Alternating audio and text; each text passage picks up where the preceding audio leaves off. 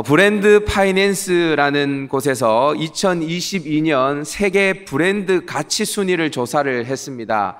이 브랜드 가치 순위에서 1위를 한 브랜드 기업이 어디냐 하면요, 여러분 어딜까요? 애플입니다. 애플. 예, 잘하시네. 애플. 뭐 이런 이야기 있잖아요. 갤럭시 가지고 다니는 사람, 애플 가지고 다니는 사람, 누가 더 센스가 있냐, 뭐 이런 이야기 막 하는데 저는 갤럭시입니다. 저는 국산이 좋습니다. 삼성페이, 예, 좋습니다. 애플페이가 나온다는 얘기도 있더라고요. 애플이 1위고요. 아마존이 2위, 구글이 3위, 마이크로소프트가 4위, 근데 삼성도 6위에 올랐더라고요. 6위. 브랜드 가치 6위에 올랐습니다. 이런 기업들은 사실 그 이름만으로도 가치를 가지고 있는 기업들이라 할 수 있어요. 기업뿐만이 아닙니다. 사람의 이름도 마찬가지예요. 여러분 옛날에 그런 말이 있잖아요. 호랑이는 죽어서 가죽을 남기고 사람은 뭘 남긴다? 이름을 남긴다. 예, 사람은 이름을 남긴대요. 한 사람의 이름은요, 그 인생을 담고 있어요. 그 한 사람의 인생을 설명해내고 또 그 인생을 향한 누군가의 소망이 깃들여져 있는 것이 이름입니다. 그래서 이름을 이야기하면 그 이름의 뜻이 무엇인지 묻는 사람들이 참 많죠. 그래서 저도 이 설교를 준비하면서 가까운 우리 사역자들에게 그 이름의 뜻이 뭔지 물어보기 시작했습니다. 2주 전이었어요. 제가 이민엽 목사님 저한테 커피 사준다 하시길래 이민엽 목사님한테, 목사님, 이민엽 이름의 뜻이 뭡니까? 민엽 이름의 뜻이 뭐냐고 제가 물어봤어요. 그러니까 이민엽 목사님 말씀하시더라고요. 강할 민의 빛날 엽이래요. 와, 강하게 빛나잖아요. 이름 그대로지 않습니까? 강하게 빛나요. 네, 강하게 빛나요. 그래서 제가 이제 교역자실에 들어와서 우리 박상욱 목사님, 지난주에 이제 목사 안수를 받으신 박상욱 목사님 보면서, 박상욱 이름의 뜻이 뭡니까? 상욱 이름의 뜻이 뭐냐고 물어보니까 서로 상에 빛날 욱이래요. 서로 빛나는 거예요. 그러니까 혼자만 빛나는 게 아니라 서로 빛나는 거죠. 저는 그냥 욱하는 게 많아서 욱할 욱인 줄 알았는데 빛날 욱이래요. 그러니까 이민엽 목사님은 강하게 빛나는 것이고 상욱 목사님은 서로 빛나게 하는 거예요. 그러니까 빛나는 것은 똑같은데 좀 빛깔이 다른 것 같긴 해요. 그죠? 그 옆에 있었던 제가 정승한 강도사님에게, 강도사님의 이름의 뜻은 뭡니까? 정승한. 정승한의 이름의 뜻은 무엇입니까? 하니까 승리할 승에 넓고 클 한이라고 얘기하더라고요. 이걸 아주 강조 이야기해요. 넓고 클 한이라고 계속 이야기하더라고요. 그래서 제가 그랬어요. 넓고 큰데 왜 계속 대승군, 소민군 이렇게 이야기하면서 민군을 견제하냐. 넓고 크게 좀, 넓고 크게 하면 안 되냐라고 이야기를 막 했죠. 제가 농담 삼아. 여러분 이렇게 사람들의 이름에도 어떤 소원이 담겨 있고 그 사람의 가치가 담겨 있고 그 사람의 인생이 담겨 있거든요. 저는 산상보훈에서 이름을 딴 김보훈인데, 팔복의 그 복을 누리라는 뜻으로 어머니께서 이름을 지어주셨어요. 그런데 심령이 가난한 자 복이 나니 천국이 저희 것이며, 심령이 안 가난하면 마음에 계속 불편함이 있습니다. 내 이름은 김보훈인데 왜 나는 심령이 가난하지 않을까? 우리 정승한 전도사님, 넓고 클 한인데 크지 못하면 하나님께서 계속 이런 마음 주시겠죠. 넓고 크게 좀 마음을 품어라, 이런 마음을 주실 수 있겠죠. 빛나야 되는데, 서로 빛나게 해야 되는데 우리 상호 목사님이 서로 빛나게 하지 못하면 하나님께서 어떤 부담을 주실 수도 있겠죠. 여러분 사람들은요, 그 이름으로 인해서 자신의 삶을 돌아보기도 하고 그 이름에 걸맞는 삶을 살기 위해서 노력하기도 합니다. 그래서 기업의 브랜드뿐만이 아니라 사람의 이름은 그 이름으로도 굉장히 가치가 있는 것입니다. 그런데요, 기업의 브랜드, 사람의 이름이 이만큼의 가치가 있다면 하나님의 이름은 얼마나 가치가 있을까요? 사실 비교할 수가 없죠. 기업이나 사람의 이름과 하나님의 이름을 비교할 수는 없습니다. 왜 그러냐? 여러분 이 세상의 모든 이름은 누군가에 의해서 지어졌습니다. 그렇죠? 삼성 누가 지었을까요? 삼성을 세운 이병철 회장이 지었겠죠. 당연한 거죠. 여러분 성경을 보면 이 세상의 모든 것들은 누군가에 의해 이름을 지어졌는데, 예를 들면 창세기 2장을 보시면 들짐승과 공중의 새들과 모든 짐승들의 이름을 누가 지어주는지 아세요? 아담이 지어줍니다.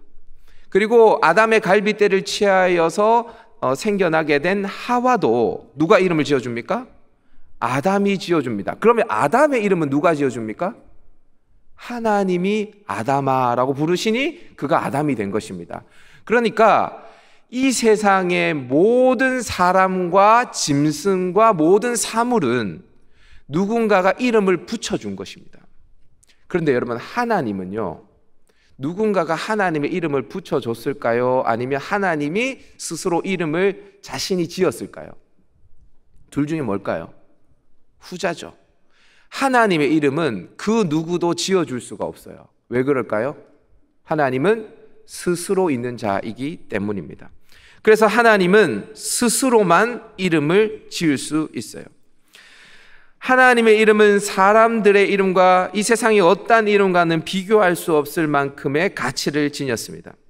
하나님의 이름은요, 단지 이름이 아니에요. 하나님의 존재를 나타내는 일종의 계시입니다. 왜냐하면 하나님 자신이 스스로 이름을 지었기 때문입니다. 그러하기에 하나님의 이름은 단지 이름만이 아니고 하나님 그 자체라 할 수 있습니다. 여러분, 성경을 보면 하나님의 이름으로 나아가서 승리를 거둔 사람들, 하나님의 이름으로 나아가서 병을 고친 사람들이 굉장히 많이 등장합니다. 성경을 보시면 예를 들면 다윗이 골리앗 앞으로 나아갈 때 너는 칼과 창과 단창으로 내게 나오지만 나는 만군의 여호와의 이름, 곧 내가 모욕하는 이스라엘 군대 하나님의 이름으로 내게 나아가노라.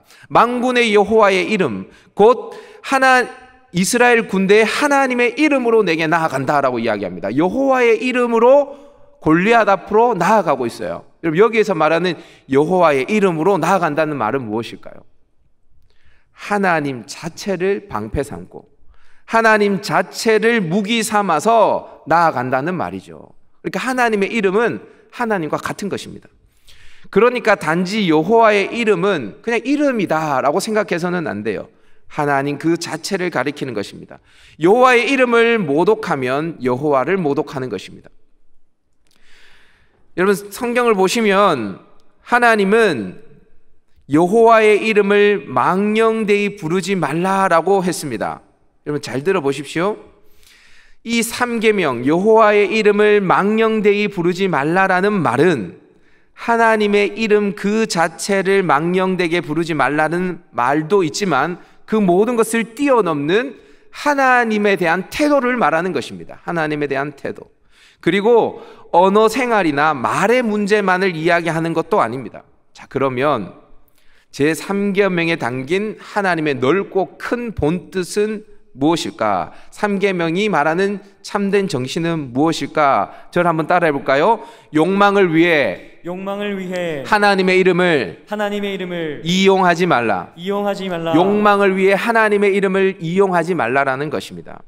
여러분, 뒤에 가서도 제가 이야기를 드리겠지만 오늘 본문에서는 여호와의 이름을 망령되게 부르지 말라고 했지 여호와의 이름을 부르는 것 자체를 금하고 있지는 않습니다. 다시요. 여호와의 이름을 망령되게 부르는 것을 금지했지 여호와의 이름을 부르는 것 그 자체를 금지하지는 않았습니다.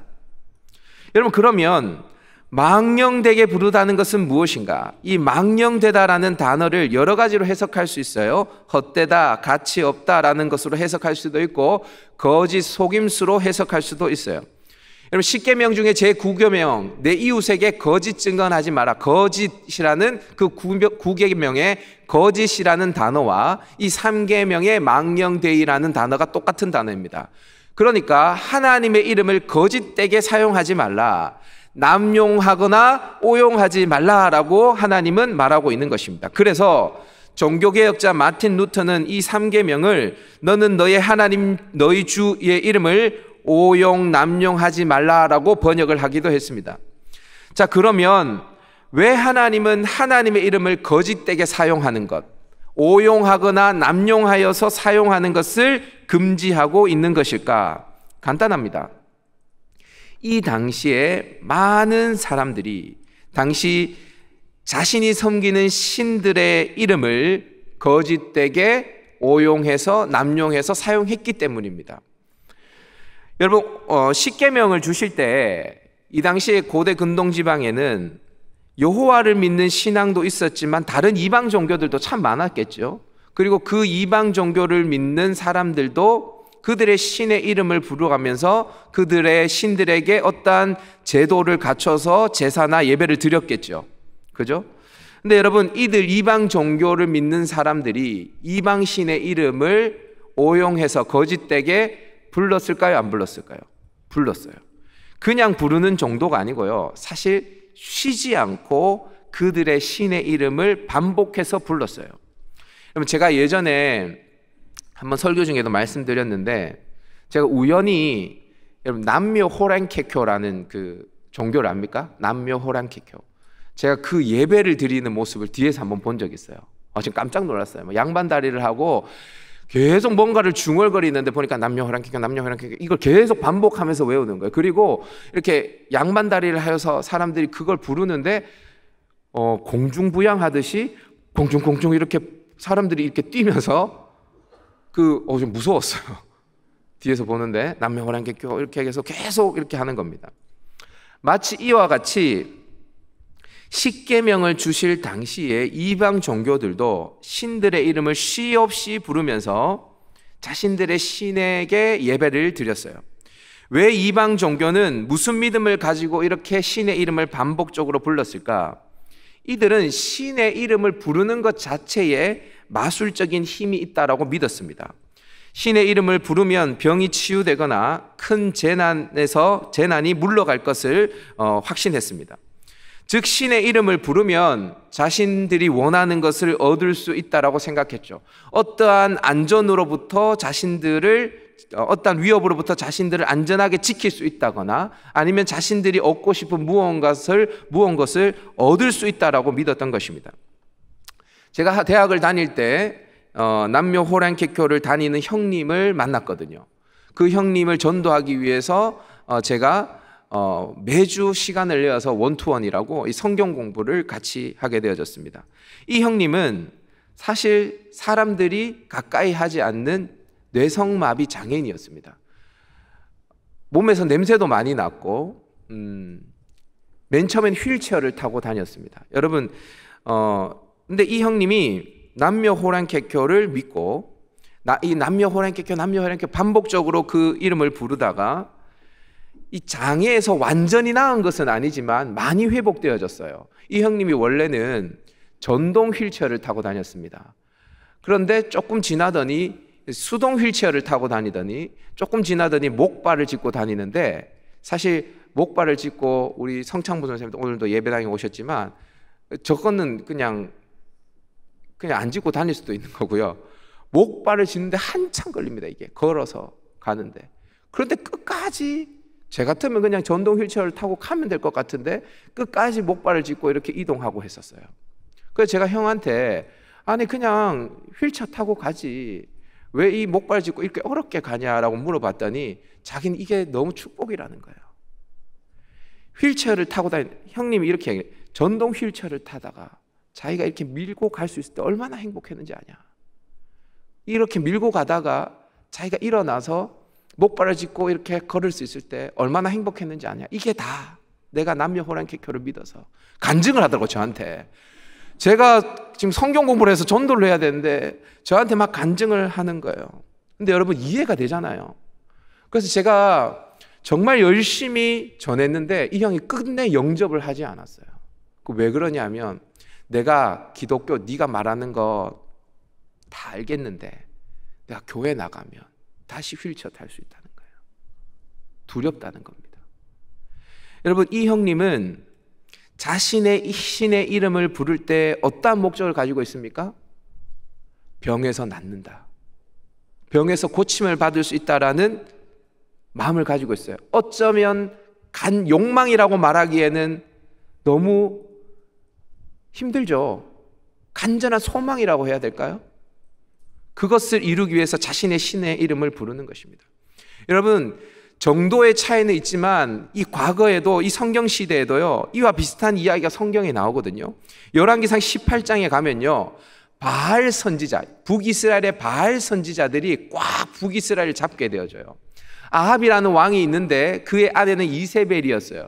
이세벨이 옙발의 딸, 시돈의 옙발이라는 왕의 딸이었는데 시돈 땅에는 주신이 어떤 신이냐면 바알 신이거든요. 그래서 결혼을 하면서 이 북이스라엘 왕 아합에게 시집을 오면서 자신의 나라에 있었던 그 바알 신 아세라, 아스다로스를 가지고 북이스라엘에 시집을 옵니다.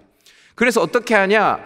북이스라엘에 있었던 여호와의 선지자들을 다 죽이고 바알 선지자들에게 녹을 먹이면서 세금으로 국세로 월급을 주면서 바알 선지자들을 양육합니다. 그래서 여호와의 선지자들이 대부분 죽게 되어지고요 바알 선지자들은 득세하기 시작합니다. 엘리야가 보니까 여호와의 선지자는 자기 혼자만 남아 있는 것 같고 바알 선지자는 굉장히 많은 것 같아요. 그때 이스라엘 백성들도 정신을 못 차리고 하나님이 참 하나님이신지 아니면 바알이 하나님인지 헷갈려합니다. 그때 엘리야가 도전장을 내밀게 되어지죠. 이렇게 이야기합니다. 바알이 하나님인지 내가 믿고 있는 여호와 하나님이 진짜 하나님인지 한번 대결해 보자라는 겁니다. 그래서 갈멜산에 바알 선지자들 다 모읍니다. 450명이 모여져요. 여호와의 선지자는 엘리야 혼자입니다. 그리고 제안을 하게 되어집니다. 여러분 450대 1로 싸우면 어떻게 될까요? 게임이 안 되죠. 그런데 이 엘리야가 이렇게 이야기합니다. 주먹 다짐 하자는 게 아니라 우리가 제단에 제물을 올려놓고 자신의 신들에게 강청해서 하늘에서 불이 떨어져서 이 제물을 태우는 신이 진짜 참 신이다. 한번 내기해 볼래? 제안을 합니다. 오케이, 붙습니다. 이때 바알 선지자들이 어떻게 하는지 우리 한번 성경 읽어보십시다. 열왕기상 18장 26절 한번 읽어보십시다. 시작. 그들이 받은 송아지를 가져다가 잡고 아침부터 낮까지 바알의 이름을 불러 이르되 바알이여 우리에게 응답하소서 하나 아무 소리도 없고 아무 응답하는 자도 없으므로 그들이 그 쌓은 제단 주위에서 뛰놀더라. 여러분 바알 선지자들이 아침부터 낮까지 뭐 했다고요? 바알의 이름을 불렀대요. 바알의 이름을 반복해서 부른 것입니다. 여러분 성경이 다 읽진 않았지만 성경을 여러분 나중에 열왕기상 18장을 읽어보면 자신의 몸을 해하면서까지 바알의 이름을 부르면서 바알에게 기도하는 것을 볼 수 있습니다. 자신의 신의 이름 바알의 이름을 부르면 불이 내려올 줄 알았거든요. 신의 이름을 부르면 그것도 반복적으로 더욱 열심히 열정을 다해 자신의 몸을 해하면서까지 부르면 그 바알 신이 응답해 줄 것이라고 믿었습니다. 여러분 제가 예전에 친척 장례에 있어서 양산에 간 적이 있어요. 그런데 그 집안 사람들은 다 불교예요. 그래서 제가 바로 자리를 뜰 수 없는 상황이고 그 장례식에 하루 이상은 머물러야 되는 상황이어서 거기에 그냥 머물렀는데 여러분 우리 예수 믿는 사람들도 장례를 하게 되어지면 찬송가를 틀어놓잖아요. 그러면 계속 찬송이 울려 퍼지는 상황 속에서 조문객들이 와서 조문도 하고 그렇게 하지 않습니까? 근데 불교도 마찬가지더라고요. 얼마나 불심이 지극하든지 불경 테이프 같은 거를 계속 틀어놓는 거야. 뭐 나무아미타불 간세 무슨 말인지는 모르겠는데 계속 틀어놔요. 근데 제 귀에 들리는 거는 뭐 아는 거는 나무 아미타불 간센보살 이게 계속 들리니까 제가 궁금해서 제 고모님 나무 아미타불 관세음보살 이게 무슨 뜻입니까? 제가 물어봤어요. 전 몰랐거든요. 이게 무슨 뜻인지 몰랐어요. 그래서 무슨 뜻인데 이걸 계속 틀어놓습니까? 저는 알거든요. 할렐루야 제가 무슨 뜻인지 알거든요. 그런데 나무 아미타불 관세음보살 이게 무슨 뜻입니까? 제가 물어보니까 모른대요. 뭔지를 모르는데 계속 틀어놓는 거예요. 계속 거기서 나오는 말이 무슨 말인지 하나도 모르는데 계속 틀어놓는 것입니다. 그래서 제가 그 장례식장에 찾아봤죠. 나무 아미타불 관세음보살 뭔지 찾아봤죠. 여러분 나무라는 말은 뭐냐면요 돌아가 의지하여 구원을 청하다 이런 뜻이에요. 그러니까 우리로 말하면 호산나예요. 호산나. 우리를 구원하소서. 호산나. 나무. 아미타불은 뭘까? 아미타불. 영원한 광명과 내세의 그러니까 이생의 생명을 보존해요. 영생을 주는 그 존재, 부처, 그게 아미타물이에요. 그럼 관세음 보살은 뭔가? 다른 말로 관음 보살인데 미륵이 출현할 때까지 중생들의 고통을, 이 내세에서의 중생들의 고통을 보살펴주는 보살을 가리키는 거예요.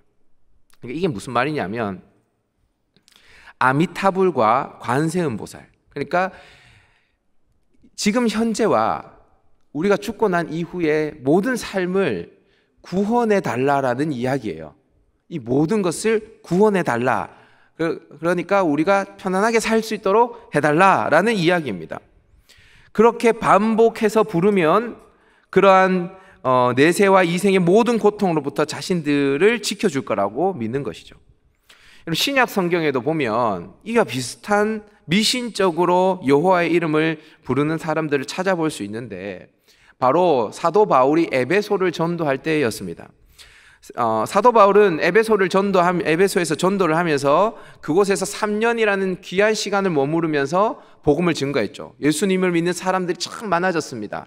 에베소라는 교회도 생겨지게 되어졌고요. 그 에베소를 중심으로 소아시아의 수많은 사람들이 예수님을 믿게 되어졌습니다. 그러니까 이 바울의 흉내를 내면서 많은 유대인들이 악귀를 쫓아내고 또 병을 고치고 하는 일들을 바울의 흉내를 내는 사람들이 많이 늘어나게 되어졌어요. 여러분 그거 아세요? 바울이 얼마나 능력이 있었냐면요, 바울이 이렇게 바울의 그림자만 밟아도요, 바울이 쓰는 손수건만 덮더라도요 병이 낫고 귀신들이 쫓아나는 이런 일들이 막 일어났거든요. 그러니까 따라하는 사람들이 생겨나게 되어진 거예요. 그런데 어떠한 일이 일어나냐면 우리 사도행전 19장 13절에서 15절 한번 읽어보도록 하십시다. 시작. 이에 돌아다니며 마수라는 어떤 유대인들이 시험 삼아 악귀 들린 자들에게 주 예수의 이름을 불러 말하되 내가 바울이 전파하는 예수를 의지하여 너희에게 명하노라 하더라. 유대의 한 제사장 스게와의 7 아들도 이 일을 행하더니 악귀가 대답하여 이르되 내가 예수도 알고 바울도 알거니와 너희는 누구냐? 내가 예수도 알고 바울도 아는데 너는 누구냐 하면서 악귀가 그 사람에게 탔어요. 그러니까 여러분 예수의 이름을 부르는데 어떻게 불렀냐면 시험 삼아 불렀어요. 나도 바울처럼 시험 삼아 한번 불러보면 이러한 바울의 능력이 나타날까 하면서 불러본 거예요. 많은 유대인들이. 스게와의 7 아들도 그렇게 하다가 악귀가 들리게 되어졌어요. 여러분 제가 지금 무슨 이야기를 하는 겁니까? 하나님은 이렇게 이방신의 이름을 부르듯이 우리가 세속적인 욕망을 위해서 하나님의 이름을 망령되이 사용하는 것, 거짓되게 오용해서 사용하는 것을 하나님은 싫어하신다는 것입니다. 죄 없다 하지 않는다. 그것이 바로 죄라는 것입니다. 하나님은 분명히 말씀하세요. 주여 주여 하는 자마다 다 천국에 들어올 것이 아니다. 이방인과 같이 중언부언하지 마라. 그들은 즉 이방인들은 말을 많이 하여야 들을 줄로 생각하느니라. 여러분 이런 이방인들처럼 하나님의 이름을 오용해서 부르지 말라라는 것입니다. 어떠한 목적을 위해 하나님의 이름을 부르거나 내 욕망만을 위해서 하나님을 이용해 먹지 말라는 것입니다. 여러분 잘 들어보십시오. 우리가 주여 하면서 우리의 소원을 아뢰도 돼요. 주여 100번 외쳐도 됩니다. 주님을 향한 신뢰를 가지고 주님을 향한 간절한 마음으로 주님 나의 병을 고쳐주세요 해도 되죠. 주님 내 인생을 열어주세요 해도 됩니다. 그렇지만 하나님을 내가 이용해 먹으려고 하는 태도로 하나님의 이름을 사용해서는 안 되는 것입니다. 레위기 19장 12절을 보면 이런 말씀이 있습니다. 너희는 내 이름으로 거짓 맹세함으로 내 하나님 여호와 이름을 욕되게 하지 말라. 나는 여호와이니라. 예레미야 27장 15절도 이런 말씀이 있는데 내가 그들을 보내지 아니하였거늘 그들이 내 이름으로 거짓 예언을 하니 내가 너희를 몰아내리니 너희와 너희에게 예언하는 선지자들이 멸망하리라. 여러분 어떤 사람들이 맹세를 하는데 그냥 맹세를 하는 것이 아니라 여호와의 이름을 대면서 맹세를 하는 것입니다. 어떤 사람이 어떤 선지자가 예언을 하는데 그냥 예언을 하면 될 텐데 내 이름으로 거짓 예언을 하는 것입니다. 여러분 왜 맹세를 하고 예언을 하는데 여호와의 이름을 갖다 대면서 예언을 하고 맹세를 할까요? 그만큼 내 맹세가 확실하다. 그만큼 내 예언은 거짓이 없다라는 것을 뭔가 더 과장하고 확증하기 위해서 하는 것 아닙니까? 그죠? 하나님의 이름을 이용해 먹는 것이에요. 제3계명은 이렇게 자신의 세속적인 욕망을 위해 하나님의 이름을 이용하는 것, 이것을 하나님께서 죄 없다 하지 않겠다라는 것입니다. 이것은 단지 하나님의 이름을 이용해 먹는 것이 아니라, 하나님의 이름을 잘못 부르는 정도가 아니라 하나님 자체를 이용해 먹는 중대한 범죄라고 하나님을 말씀하는 것입니다.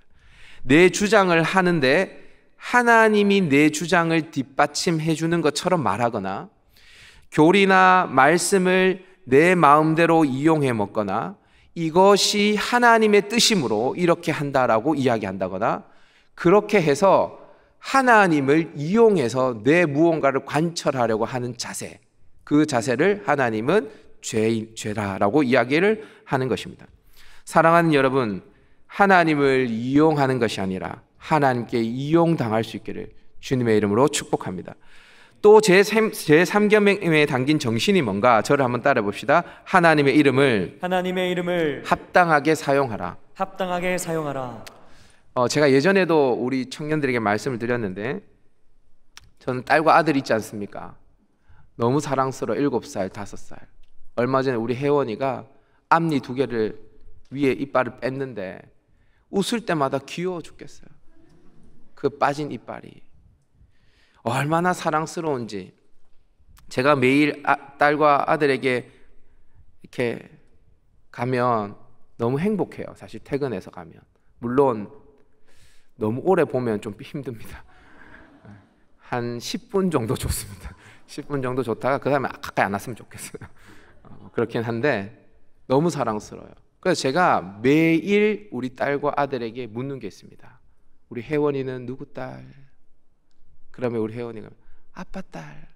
아빠 이름 뭐지? 그러면 김보훈 이렇게 얘기합니다. 그런데요, 제가 얼마 전에 또 물어봤거든요. 혜원이 누구 딸? 아빠 딸. 아빠 이름 뭐지? 김보훈. 그런데 아빠 왜 계속 똑같은 걸 질문해? 내가 아빠 딸이지 누구 딸이야? 이러더라고. 짜증 내더라고. 이제는 머리가 굵었는지. 그래서 제가 대답했어요. 아빠가 왜 똑같은 거 묻냐면, 아빠가 혜원이 아빠인 게 너무 좋아서. 저는 그걸 확인하는 게 행복이거든요. 근데 제가 그 이야기를 하는데 제 코끝이 찡해 오는 겁니다. 제 마음이 찡해졌어요. 하나님도 그러실 거야. 우리 하나님 아버지도. 성경을 보면요, 하나님께서 반복해서 이런 말을 하시거든요. 여러분 나중에 구약 성경을 한번 읽어보세요. 나는 너희의 하나님이 되고 너희는 내 백성이 되리라. 성경을 한번 보세요. 선지서를 읽어보세요. 내가 너희의 하나님이라는 것을 알게 되리라. 한번 성경 읽어보세요. 이런 말씀이 수도 없이 반복되어져서 나옵니다. 나는 너희의 하나님이 되고 너희는 내 백성이 되리라. 내가 너희의 하나님이라는 것을 너희가 알게 되리라. 하나님이 수도 없이 반복해서 이런 말씀을 하십니다. 쉽게 말해서 나는 내 아빠고 너는 내 딸이야. 이야기거든요. 이걸 하나님이 반복해서 이야기를 해요. 여러분 알죠? 우리 다 압니다. 우리는 하나님의 백성이고 하나님은 우리의 아버지라는 것 압니다. 우리는 하나님의 딸이고 하나님 우리의 아버지라는 것 우리가 다 압니다. 다 아는데 왜 하나님께서 반복해서 이 말씀을 하시는 것일까요? 너무 좋아서 그렇습니다. 하나님이 우리의 하나님인 게 너무 좋아서 그래요. 제가 이 성경을 읽는데요, 여러분 나중에 결혼해서 자식을 낳아야 돼요. 아니면 바울처럼 평생 복음을 위해서 선교를 하시든지 둘 중에 하나를 택하셔야 됩니다. 제가 자녀를 낳아보니까 성경이 너무 깊게 깨달아져요. 하나님이 우리를 이만큼 사랑하는 거예요. 그리고 우리 하나님 우리에게 계속 묻는 거예요. 네 아빠 이름은 뭐지? 네 아빠 이름은? 그때 우리가 이야기해요. 우리 아빠는 여호와 하나님이시잖아요. 엘로힘, 엘샤다이, 당신이 나의 하나님이십니다. 임마누엘, 당신이 나의 하나님이십니다. 나의 아버지십니다. 그렇게 고백할 때 우리 하나님이 너무 행복한 거예요. 너무 행복한 거예요. 앞서서도 말씀드렸지만 하나님은 여호와의 이름을 망령되게 부르지 말라고 하셨지 여호와의 이름을 부르지 말라고 하지 않으셨습니다. 사실 하나님은 하나님의 이름을 이스라엘 백성들에게 어쩌면 가장 귀한 선물로 주신 거예요. 하나님께서 하나님 자신의 이름을 가르쳐 주실 때가 있습니다. 그것은 하나님이 이스라엘 백성들에게 그 이름을 주면서 이 이름을 통해서 너희가 나와 교제했으면 좋겠다라고 하나님이 주신 가장 귀한 선물이라 할 수 있어요. 여호와 이레, 여호와 라파, 여호와 니시, 여호와 삼마 등 모든 하나님의 이름은 하나님의 어떠하심을 그 자녀들에게 가르쳐주는 하나님의 계시의 방편이요, 또 하나님께서 그 백성들과 교제하기 위한 수단이에요. 창세기 12장에 보면 아브라함이 갈대우르를 떠나서 갈 바를 알지 못하고 가나안 땅에 도착했을 때에 가장 먼저 한 것이 무엇입니까? 여호와를 위하여 단을 쌓고 그곳에서 여호와의 이름을 불렀더라. 여호와의 이름을 불렀어요. 13장에도 보면 장소를 옮겨서 제단을 쌓고 거기서도 여호와의 이름을 부릅니다. 21장에서도 아브라함은 부엘세바에서 에셀나무를 심고 거기서 영생하시는 하나님의 이름을 불렀다라고 성경이 기록하고 있어요. 하나님의 이름을 불렀다라는 것은 아브라함이 그곳에서 하나님과 교제했다, 하나님을 예배했다라는 것입니다. 이렇게 하나님의 이름을 부르면서 아브라함은 하나님과 교제하고 예배하고 하나님의 이름을 높여 경배하였어요. 여러분, 이것은 이스라엘 백성, 그의 백성이라면 당연히 해야 할 본분이고 어쩌면 하나님이 가장 기뻐하시는 것이고 하나님이 우리에게 주신 가장 큰 축복이라 해도 과언이 아니죠. 사실 여러분, 우리가 여호와 하나님 아버지라고 우리가 하나님의 이름을 부르는 것 자체가 특권입니다. 어떻게 우리가 하나님을 아버지라고 불러요? 옛날 구약시대 같았다면 신성모독으로 돌에 맞아 죽어야 돼요. 아버지라고 부르면요. 축복이죠. 하나님께서 우리에게 주신 축복, 하나님과 교제할 수 있는 축복. 이것뿐만이 아니죠. 하나님은 하나님의 당신의 이름을 통해서 하나님과 그의 백성들과 교제할 뿐만 아니라 하나님의 백성들과 하나님 백성들끼리도 서로 교제할 수 있도록 해주셨어요.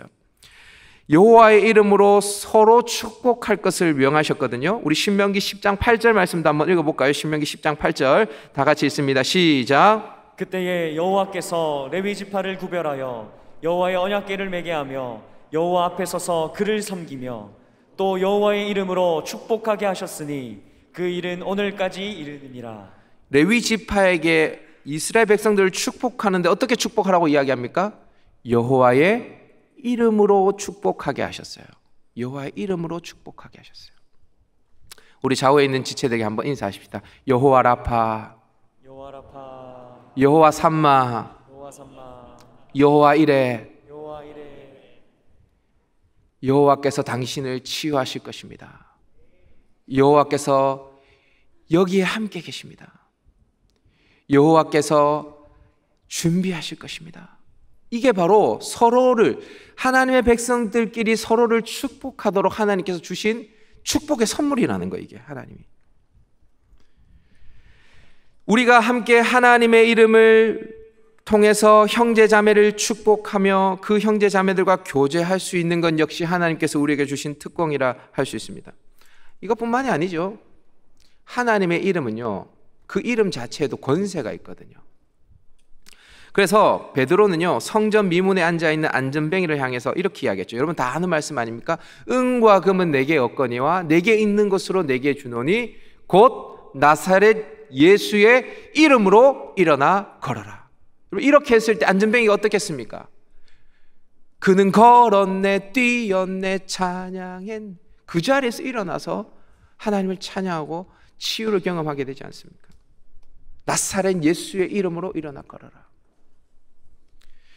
여러분, 예수님께서 70명 전도대를 파송했어요. 둘씩 짝지어서 복음을 증거하라고 이야기했습니다. 이때 제자들은 나아가서 복음을 증거했는데요, 복음만 증거한 것이 아니라 귀신을 쫓아내는 엄청난 사역들, 병자들을 고치는 엄청난 사역들을 합니다.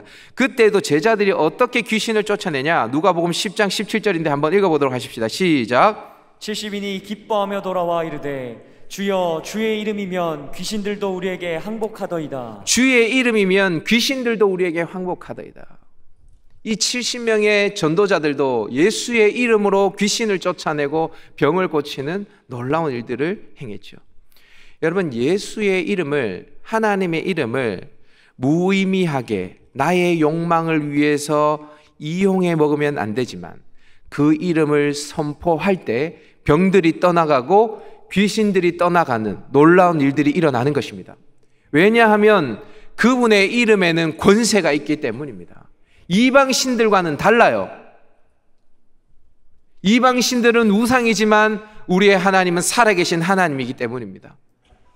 그래서 여러분, 저는요 고등학교 때 가위 눌릴 때가 굉장히 많았거든요.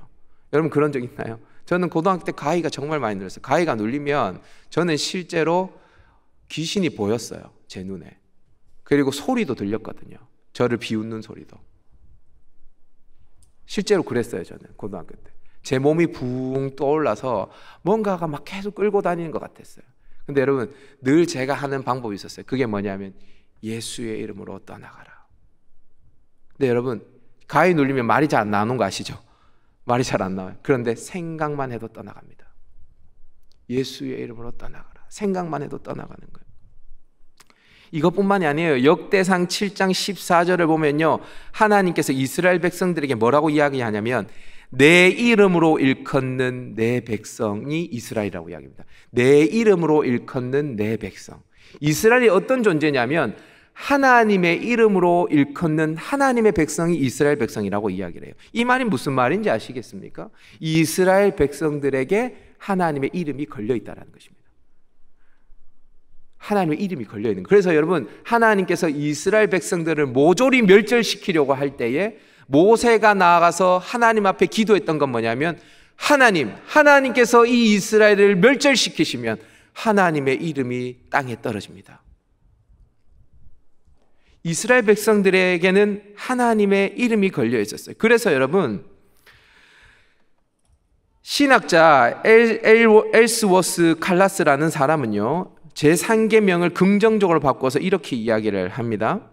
하나님의 이름을 망령되게 부르지 말라라는 명령은 다른 말로 하나님의 이름으로 살아가라는 말이다. 하나님의 이름으로 살아가라는 말이다. 무슨 말입니까? 단지 하나님의 이름을 이용해 먹는 수준에 이용하지 않는 것에 만족하지 않고 하나님의 이름으로 일컫는 백성답게 하나님의 이름으로 하나님을 높여 경배하고 하나님의 이름으로 주변 사람들을 축복하고 하나님의 이름으로 권세를 사용해서 모든 악한 것들과 이 세상에 대적할 것들을 물리치고 하나님의 이름으로 하나님께서 선물로 주신 그 모든 것을 선용함으로 나와 수많은 사람들을 살리는 일에 선용하는 사람으로 살아라는 것이죠. 여러분, 주기도문을 보면 하나님의 이름이 거룩히 여김을 받아달라라는 기도가 있습니다. 이 말은 문자 그대로 하나님의 이름이 거룩히 여김을 받아달라라는 것을 뛰어넘어 하나님 자체가 거룩히 여김을 받기를 소망하는 마음으로 기도하는 것이죠. 그러면 어떻게 하면 하나님의 이름이 거룩히 여김을 받나요? 사실 제가 우리 수줍할 때 우리 갈릴리 지체들에게도 이야기했지만 우리가 하나님의 이름을 거룩히 여긴다고 해서 하나님이 더 거룩해지시는 것도 아니고 우리가 하나님의 거룩한 이름을 욕되게 한다고 해서 하나님의 거룩함이 훼손되어지는 것도 아니에요. 그런데 하나님은 우리에게 그렇게 기도하기를 원하세요. 하나님, 당신의 이름이 거룩히 여김 받기를 원합니다. 이 세상의 수많은 사람들에게, 이 세상 만물 앞에 하나님의 이름이 거룩히 여김을 받기를 원합니다. 그럼 어떻게 하면 하나님의 이름이 거룩히 여김을 받을까요?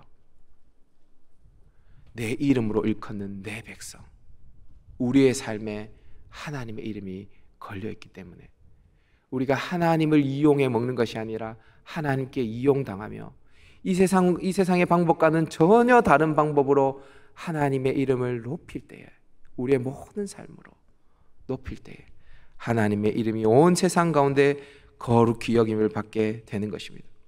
우리의 모든 말과 행동을 통해 하나님의 거룩한 이름이 거룩히 여김 받을 수 있도록 여러분 그런 일에 쓰임 받는 저와 여러분 될 수 있기를 주님의 이름으로 축복합니다.